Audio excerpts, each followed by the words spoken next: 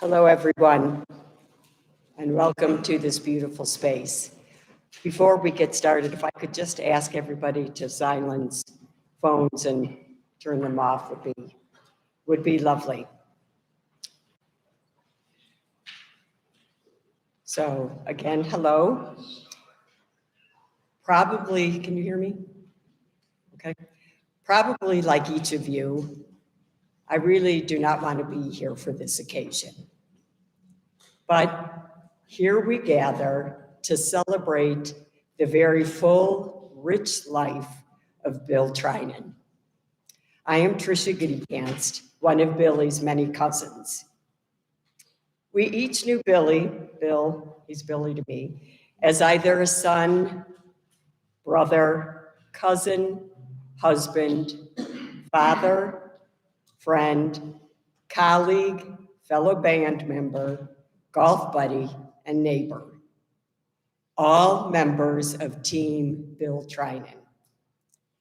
And so today we will indeed celebrate this good, solid, courageous man. Maya, along with Jackson and Shyla, have taken great care, time, and thought in preparing this celebration of Bill Trinen's life. Their running theme was truly living life, fully and richly, working hard, beginning with his childhood, teen years, watch out for those, college, sure also to hold some legendary tales, professional career, meeting the absolute love of his life, the arrival of their wonderful twins, lifelong friends, and his passion for music. I think you will find that they have, in fact, captured this essence of Billy's life with utmost love, tenderness, depth, and a full representation of Bill and their life and love together. So I invite you all to sit back and to listen and watch the life story of this most beloved man.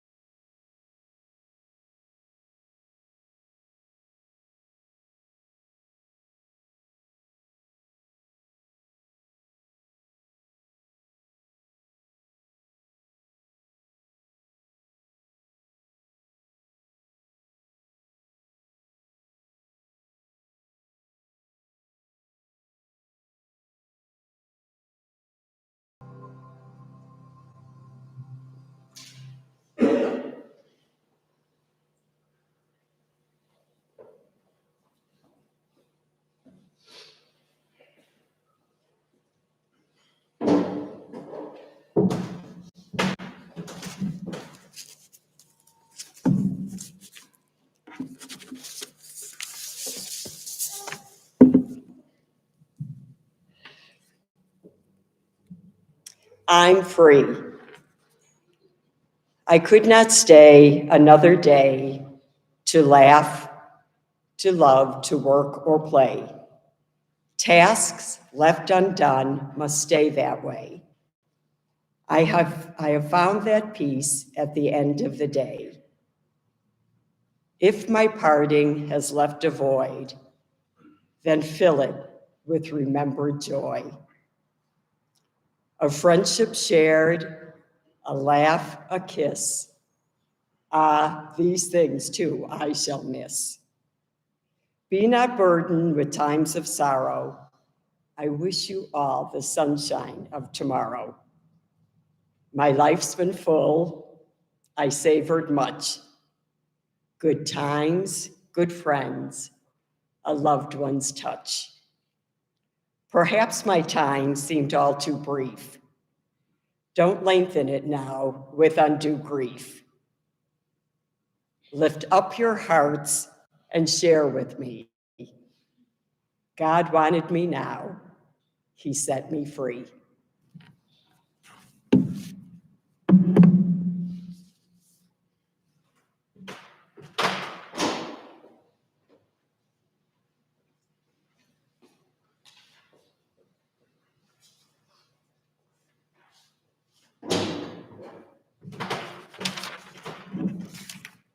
Wow, wasn't that beautiful?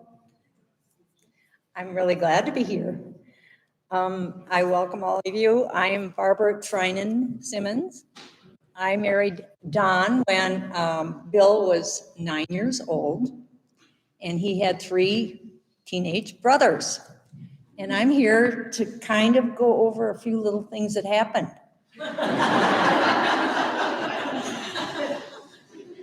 Well, anyway, the boys were pretty busy with their teenage things. And so Bill and Don, and actually Shannon, who's sitting out here, his cousin, we went on a really wonderful canoeing trip in the Minnesota waters up near Canada. We paddled across beautiful lakes, camped out overnight, cooked on a little stove, and had a really good time. And it was just a great start for our family to do things together. And as you know, and as you found out, Bill loved being outdoors and he loved family. So anyway, that got us kind of started doing that. We did many trips of camping with other families. He wanted his own tent though. And so at Christmas, we gave him a tent. And then it was a little bitty guy, but anyway, he was fine with that. So we took that to McConaughey, I think that's the name, I wrote it up, Mackinac Island, up in northern Nebraska. I have a friend who had a trailer up there, and we had a little trailer, and he has his tent. So we go up there and we get everything set up. He can't wait to get in his tent, of course. And we get that settled out, and the wind started to come, and it got worse and worse and worse. We ended up in a hurricane, 75-mile-an-hour winds. We stayed in the camper that was, the gal who had the property had a great big camper. So we were in that, but it was very frightening. And it lasted for, I don't know, an hour and a half or so. Opened the door to her trailer after all that. Walked out, our trailer was smashed to pieces, and his little tent was just, and he was like crying, I never even got to sleep in my tent. Anyway, so summers were pretty interesting, and Bill started to branch out. He started into tennis, and then when he started high school, he wanted to play guitar. Well, you never really be interested. He was so interested that we both worked, so he took the bus over to his teachers and learned how to play. And then he found friends who liked to play as well. And here he ends up playing in a little band and practicing, enjoying, and teaching. I know Shyla knows how to play now, right? So anyway, we also skied in the winter, and we got to ski at Winter Park quite a bit because I could teach. I taught skiing. And so the kids could come on the weekends and ski. And he loved doing that. And he's also carried that on as he grew older. I had switched my career from pharmacy to real estate. And lo and behold, I had this little tyke with me who wanted to go show properties with me. And he'd get in the house and he'd just go crazy. He'd point out all the size of the closets or he was really having a good time taking over my job. So that's how that went. And I think, that could have maybe lent its way to where his career started, because he did go into the real estate and did extremely well. In high school, well, let's see. He was president of his senior class. He did well in school, and he kind of whizzed through 4 years of college, and then he started his career. He was dedicated to all his goals. He started early in his life, and he continued all the way into his career, his recreation, and his personal life. He took an awful long time to find the right person to marry. He had a stringent list. She had to be from the Midwest.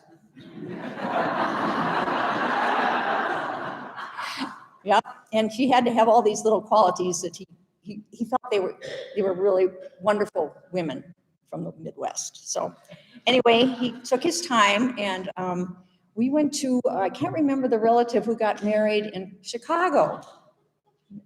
This one got married in Chicago, so the family went out there, and sure enough, he saw this woman, and he said, "I'd like to dance with her. I'll go out there and show her how to do that." Boy, was that a shock to him. Well, it went on from there, and lo and behold, you were the love of his life. So anyway, he was my youngest son, and he exceeded all my expectations. He was many things: a son, a brother, a Boy Scout trooper, a father, a husband, a friend, a businessman, and his life was shortened way too soon. But we're going to miss him and love him forever. Thank you.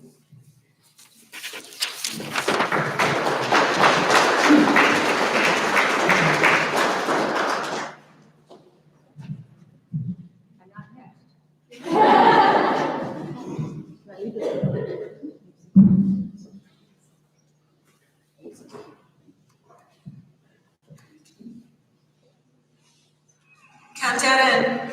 1, 2, 3,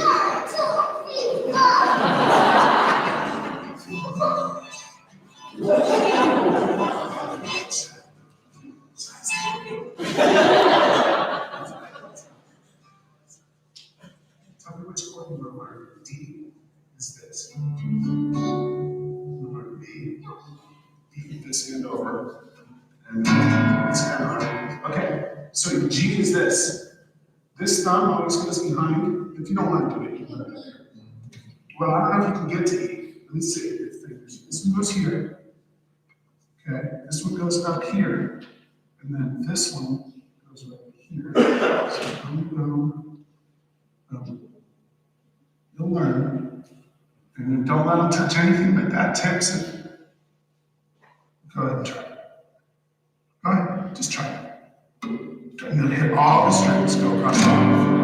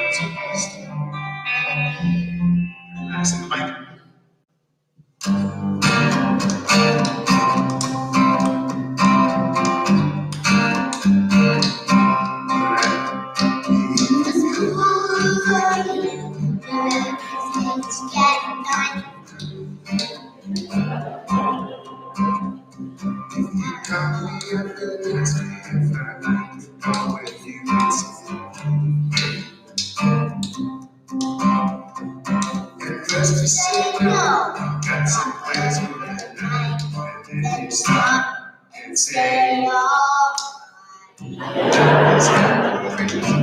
Spooky girl.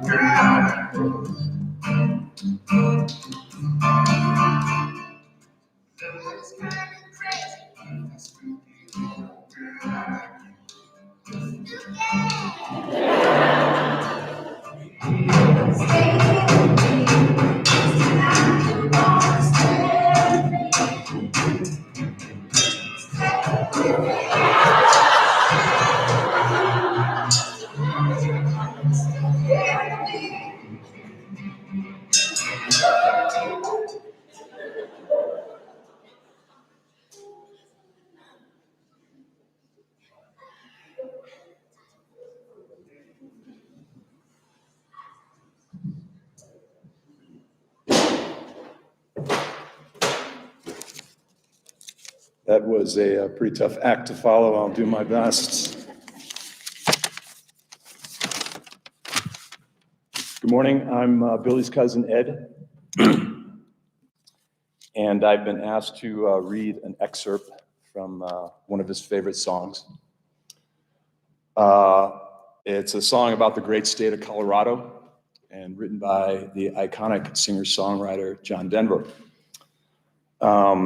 Before I get started, I would add that when the song first came out, there was a little bit of controversy about it as it relates to the content of the song. It was misinterpreted to be about drug use, but nothing could be farther from the truth. Also, on behalf of my siblings who could not be here or be with us today, my brother Paul, Joe, Steve, Dan, Mary Jane, Vincent, Sheila, I'm reading this on their behalf as well. He climbed cathedral mountains.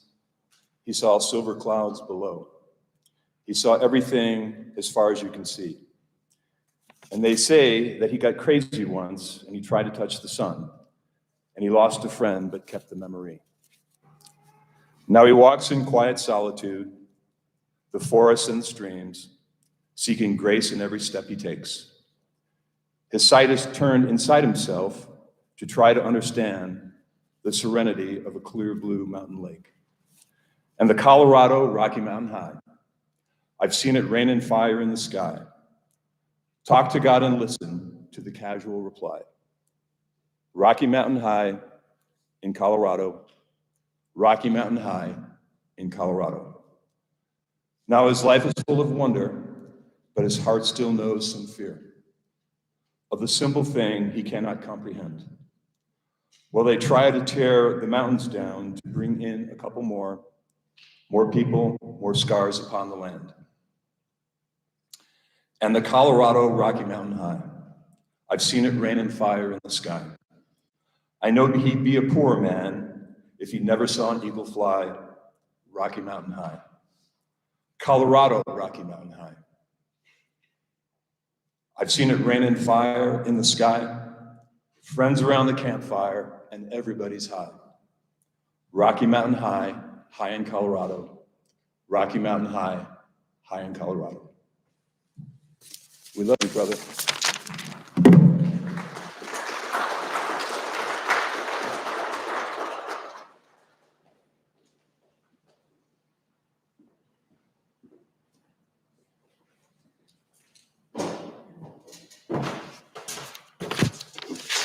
Hello, thanks, Ed. I'm Dave, and Bill was my oldest friend. We were friends since college, and but before I get into that, I just want to thank everyone for coming out and remembering Bill and helping support his family. And Maya, I want to thank you for the honor of letting me speak today to celebrate Bill's life. We met while we were going to CU in Boulder. Bill needed a roommate, and I needed a place to live, so I came by to see his place. And Bill later told me and gave me a hard time for a long time that he almost nixed me right off the bat because I was wearing rainbow-colored flip-flops. And Bill is a guy who knows what he likes and what he doesn't like, and rainbow flip-flops did not make the cut. And I can't say he was wrong, but it was the 80s. So, but Bill overlooked that, and he got not only a roommate, but a friend for life. Bill and I were different in a lot of ways, but I always appreciated what made Bill Bill. And one of his strongest talents, I think, was his ability to connect with people. By the time I moved into that apartment building, Bill could talk with anybody. He knew everybody in the apartment complex and was basically the mayor of the place. And I really think his talent to connect people was why he was so successful as a real estate broker. He needed to, just as an example, he needed to get some real estate experience before he sales experience before he started in real estate. So he got this job selling tools to auto shops all along the Front Range right after he got out of college. Now, I'd never seen Bill fix anything in our apartment, much less his car. He knew nothing about fixing cars, but that wasn't a problem for him. I didn't see how he was going to be able to do it and sell tools to people who actually knew how to fix cars. But Bill sold a lot of tools, was able to pay the rent, we never had a problem, and it was a good foundation for his next step in his career. As you've heard, a big part of Bill was music. He was a great guitar player. He wasn't someone to volunteer that. I didn't even know he could play guitar that well for a while after I moved in there. But if you asked him, he would play and he would show you how well he could play. And he always would bust out with classical guitar riffs. And I know he didn't want to take classical guitar lessons when he first started out as a kid, but he took a lot of pride in being able to surprise people with those classical guitar riffs when he was older. Another thing about Bill was he had a big nostalgic streak. When it came to music again, for a long time, he would not listen to anything that wasn't from the 70s. And I'd say, Bill, you got to get more current with your music. And he would just say, just because it's newer doesn't mean it's better. And when it came to TV, he went even further back. He'd go to the 60s. He loved those old 60s TV shows, like the Andy Griffith Show and the Wild Wild West. I never knew anybody who loved those old TV shows as much as Bill. Another thing about Bill is he loved Colorado, was really proud to be a Coloradan, lived here for most of his life. He took a brief trip out to Southern California after he graduated, but he was destined to be back here, and I was glad when he moved back. But he loved to drop factoids about Colorado and Colorado history, so every time we'd go through Glenwood Canyon, I'd get to hear about the highway. It was 12 miles long, took almost 12 years to build. Or we'd go by the Aspen jail, and he'd have to point out that second-story window that Ted Bundy jumped out of when he busted out of the jail. He loved telling those little factoids. And another thing about Bill is he had a great sense of fun and adventure. He always liked to have a trip. You heard Barb about the trips when he was earlier, but we took a lot of trips, some with his brothers, Bob, Don, and Mike. We went usually in the outdoors, mountain biking, skiing, river rafting, golfing, fly fishing. And those trips helped us to stay connected because Bill and I, after we graduated, we lived in different states. I lived in California for most of the time. So we needed something to help keep us together, and those trips did it. And because of that, I was able to share in a lot of the milestones in Bill's life. And he graduated with an economics degree from CU. Before long, we heard about the wedding that Bill went to back in Chicago, where he actually re-met Maya. They had actually met when they were kids. And he called me soon after that. And it was pretty clear that Maya was going to be special. And before long, they were planning this huge wedding in Aspen and building a house over in University Park at the same time, a beautiful home. Just one of those projects would have been enough for most people, but Bill and Maya were able to pull that off. I saw the progression of his career from starting at Grubb and Ellis to him founding his own commercial real estate brokerage firm. There were his epic bouts with cancer the first time around. And those really were, it was ridiculous what he and Maya had to go through to defeat cancer that first time. But that was followed by the miraculous birth of Jackson and Shyla. Bill was so proud of them. So I'm really grateful for those trips, and the time that we got to spend together, and it was able to connect us, even though we didn't live very close together. And sometimes it was hard to get together, but I think I'm most grateful for the last trip we took. We took a trip to fly fishing up to the Flying Pan in Basalt in October. And unfortunately, Maya's father passed away while he was there, while we were there. And so we had some conversations that were more serious than usual, life and death and how quickly things can change. And one of the things that Bill told me is that life is short, so you better live it. Bill wasn't usually so quotable, but he learned that from his first bouts with cancer. You know, it would have been really easy for Bill to have fallen into bitterness and self-pity because of his cancer history, but I never heard that once. Instead, he had this really intense appreciation for life and the second chance that he was given, and he was determined that he wasn't going to waste that time. And during those conversations, it was clear to me that Bill was living his life. He didn't have any regrets, and he wasn't wasting the second chance that he was given. So again, that is what I am really grateful for, and it helps me now to think about those conversations and know that Bill was in a good place before he got sick. And I only hope that I can follow his example. So, Bill, on behalf of your friends and family, I want to say goodbye. I'm going to miss you. And I think we had a terrific run together, and I'm really going to miss your friendship. Thank you.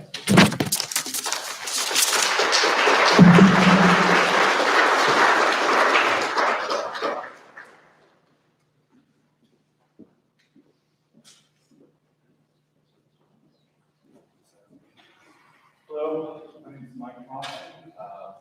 I'm Bill for 4 years. We used to do music together, and I played bass.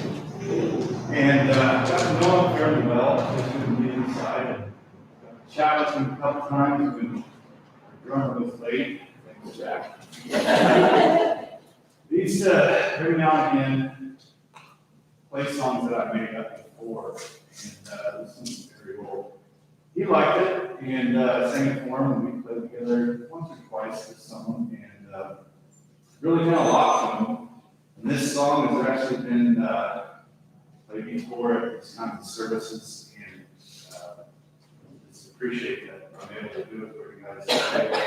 The song is called Wings, and it actually was came from the lyrics that I made up.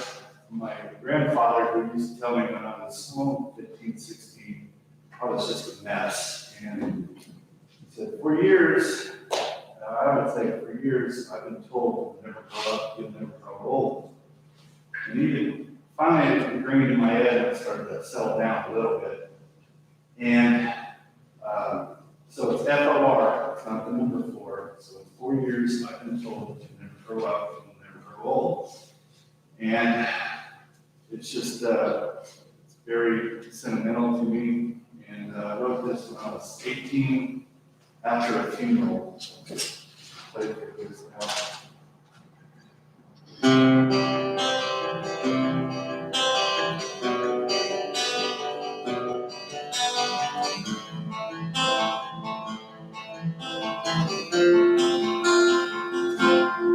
Talk about it. Real life, raw, simple, and wrong in the sky. Oh, Lord, celebrate, giving my wings so wide, with you.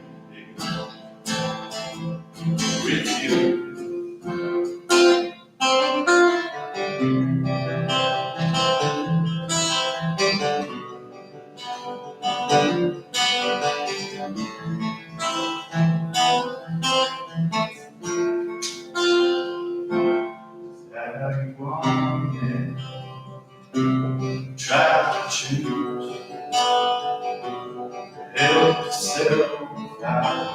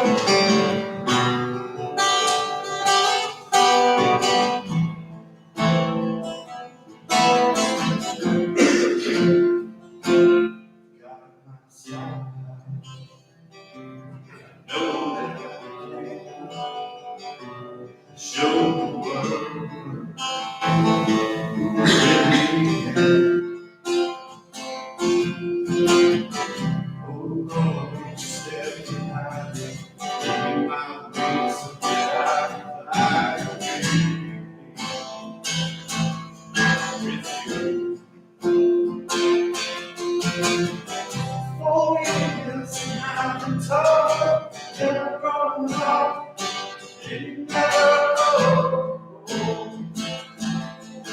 Oh, going, 4 years I've been told, never gonna know, you never know.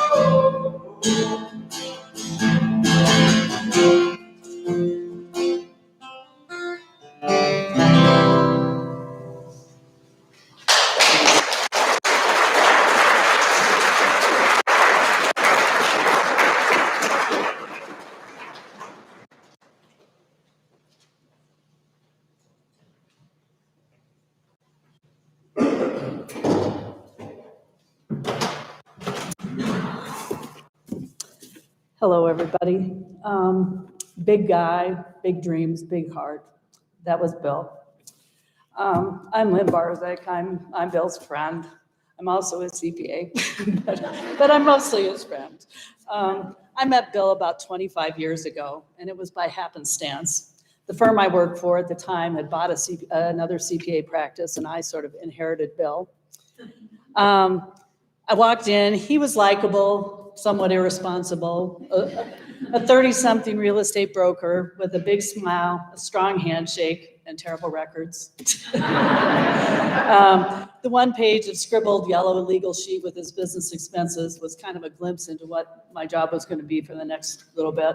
Anyway, over those first few years, he got a little better, and I'll say little, but a little better accounting-wise, and we just spent a lot of time talking. We clicked somehow, maybe because of the parallels in our lives. We're same-sex families. We grew up here. We went to CU, degrees in economics. We like sports. We like the outdoors. We like making money. We like spending money. You get the idea. I'd probably describe our relationship as like brother and sister. We used to use each other as sounding boards for work ideas, kids stuff, family stuff, cars, houses, vacations, retirement, and the list goes on. I think the first big change I saw in Bill was when he met Maya.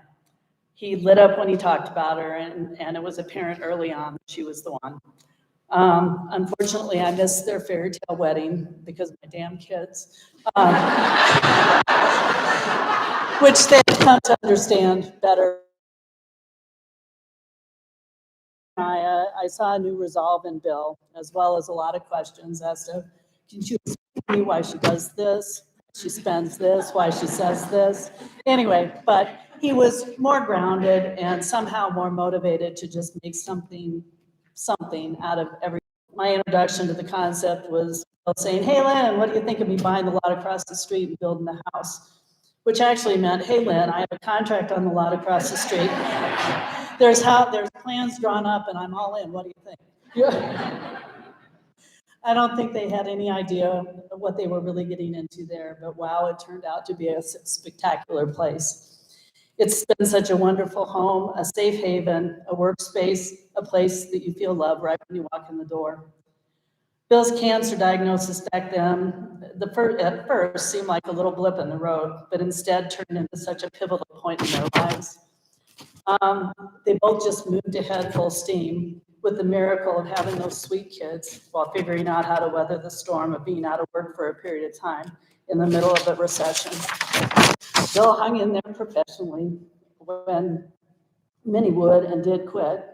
Instead, he decided his own to market, and I said, what are you talking about? Anyway, way before it was fashionable. He was out pounding the pavement and drumming up deals until the very end. Over the last couple of years, Bill's gotten more introspective. I think that happens with kids, with getting older, kids growing up, and dealing with the loss and sickness of family members. That'll all do it, as well as just trying to live in the world the way it is today. Maya, Shyla, Jackson, he was so proud of you. And he just loved being your family. I'm not sure. On the 20th of January, I started to write Bill an email, realizing that I might never get the chance to talk to him again, but hoping that he might be able to read or hear what I was saying. I just wanted to tell him how proud I was of him, for the work and drive and motivation and positive attitude it took to be where he was. What a great dad and husband he was, and how far he had come professionally and just generally as a person. I wanted him to know what a privilege it was to be his friend, and how proud I've been to be his surrogate sister and his compass when he needed one. He worked hard, he played hard, and he lived well, and we're all going to miss him. Thank you.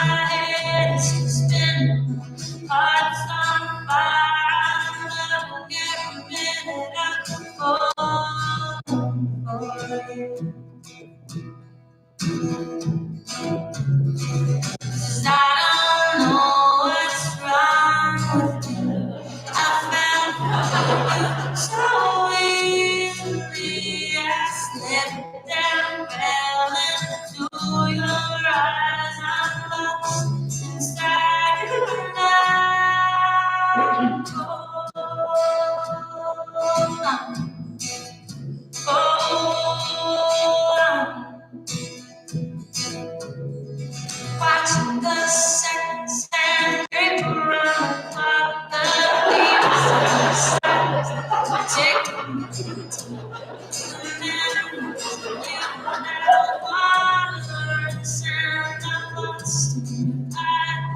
lost in your hands.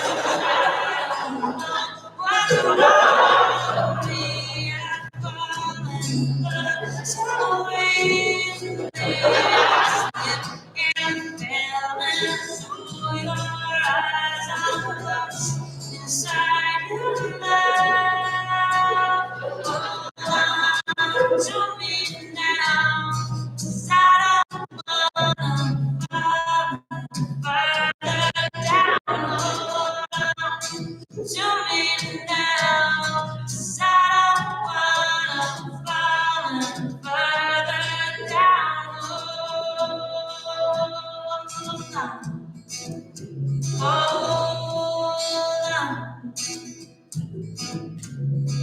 I'm back to where I started this place. Maybe now it's cold. Sides that try to on this sun skin heaven.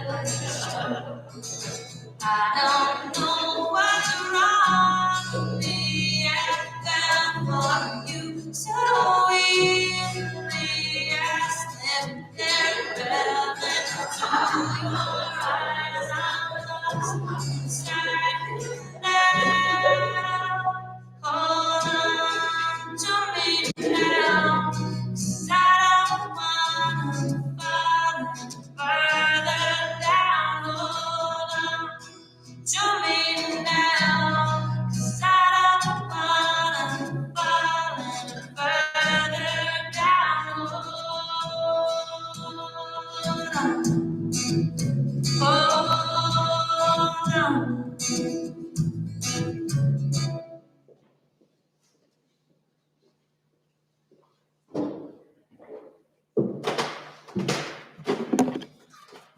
Well, that was really impressive and amazing to see. And I feel it is incredibly amazing to bear witness to a love as genuine and beautiful as Bill and Maya's. Many of you may be